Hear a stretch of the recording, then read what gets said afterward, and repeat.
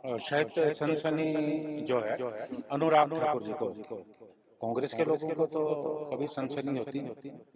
और क्यों सनसनी होती है तो वो कारण बताएं।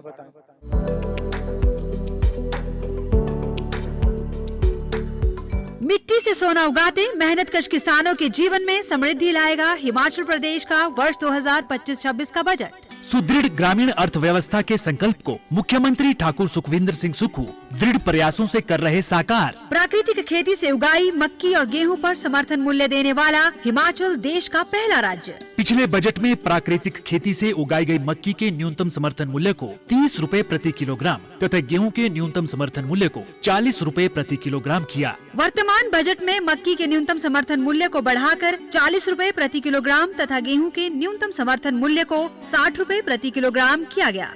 2 किलोमीटर से अधिक दूरी पर स्थित खरीद केंद्र तक अनाज को ले जाने के लिए 2 रुपए प्रति किलोग्राम की दर से भाड़ा अनुदान का दिया जाएगा लाभ। सुखी ग्राम खुशहाल किसान की दिशा में हिमाचल के बढ़ते कदम। सूचना एवं जनसंपर्क विभाग हिमाचल प्रदेश सरकार द्वारा जनहित में जारी।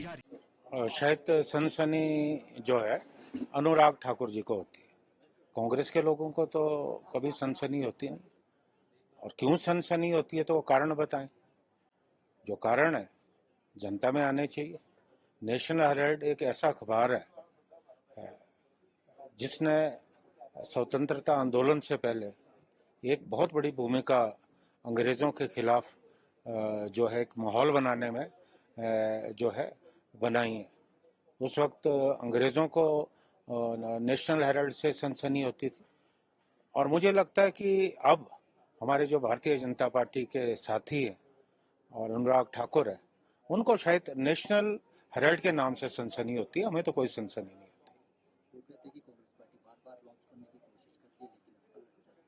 ऐसा नहीं है।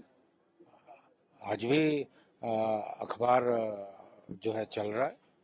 हिमाचल में भी उसकी प्रतियां जो है आती हैं। ऐसा नहीं है। भारतीय जनता पार्टी की विचारधारा से जुड़े भी तो कुछ अखबार है।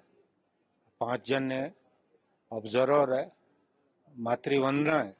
उनके बारे में उन पत्रिकाओं के बारे में उनका क्या कहना है अनुराग ठाकुर जी ये भी बताएं।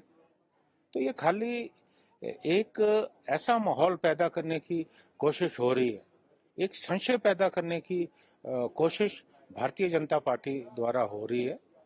इससे ज्यादा कुछ नहीं। और देश की जनता बहुत समझदार है। देश की जनता समझती है कि सच्चाई क्या है। देखिए, अनुराग ठाकुर केंद्र में मंत्री रहे, युवा हैं, अभी वो मंत्री नहीं बने। वो अपने आप को साबित करना चाहते हैं। अच्छी बात है, वो अपने आप को साबित करें, सही तरीके से करें।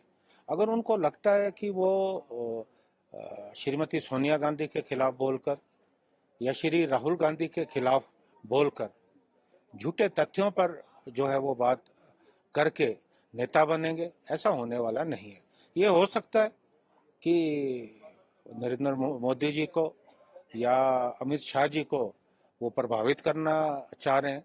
हो सकता है वहां वो सफल हो, लेकिन आम जनता में उनकी बातों का कोई असर नहीं है, क्योंकि वो तथ्यहीन बातें जो है अक्सर करते हैं।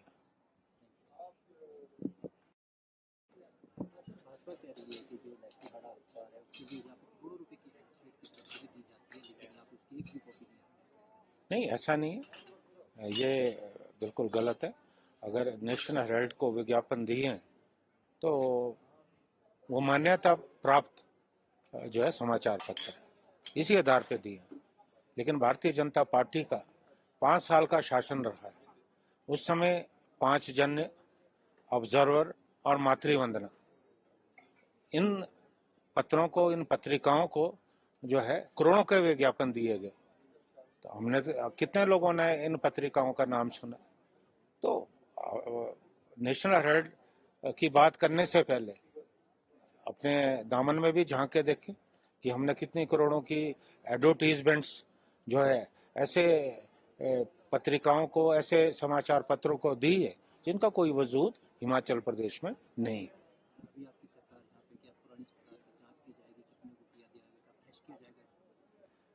निश्चित तौर पे अब ये बात उठी है, अब दूर तक जाएगी।